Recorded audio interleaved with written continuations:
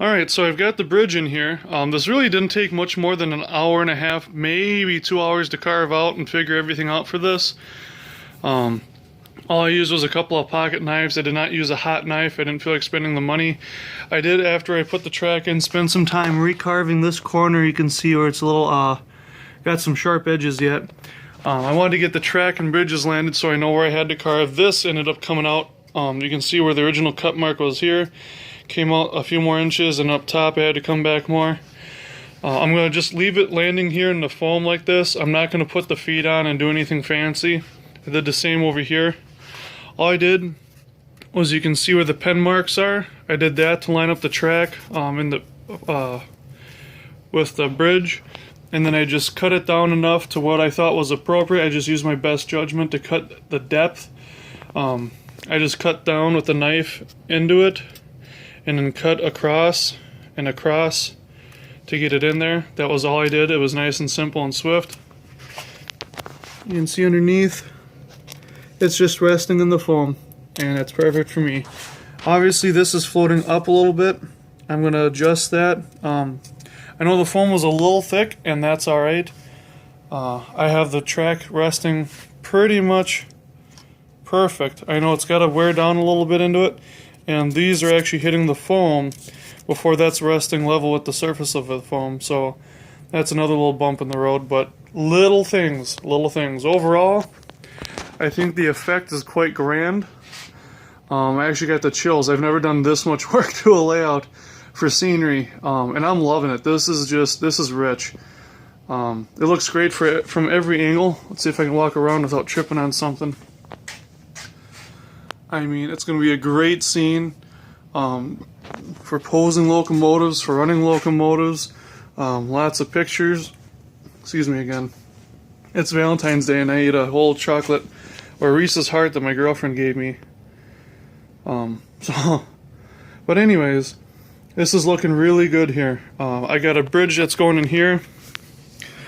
I still have to land this guy. This is going to go in something like this. And the track will go under this side. Here's the little bridge feet halfway in between. I gotta figure out something for that. I'm wondering if the concrete ones over there will actually fit under here. We'll see what happens. I'm hoping they do. And then this will be the river coming out this side where it'll separate from here. And I'll put in some ATV trails, some 4x4 trails or walking trails, some critters. I'm gonna have a house. I'm gonna actually have, well, there goes the roof. But anyways, I'm going to have this guy up here, like this, or something like that. And he's going to be overlooking everything. I'm going to have mountains built up along here, where you can see the foams lined up. So we've got a nice scenic divide between the town and then this quarry area. And I think this is turning out really well. I know the track doesn't sit in perfectly straight on the bridges, and that's just fine with me. I don't care that much about it. I can always adjust it too, just like that. But it does what it needs to. It's doing what I'm asking of it, and it's working out really well. So this foam thing isn't nearly as bad as I thought it would be. I just used a shop vac to clean it up. A couple of pocket knives. One I had to loan from my father because I don't have anything. I don't have my big pocket knife like that is pretty dull right now. I've been using it for 2 or 3 years.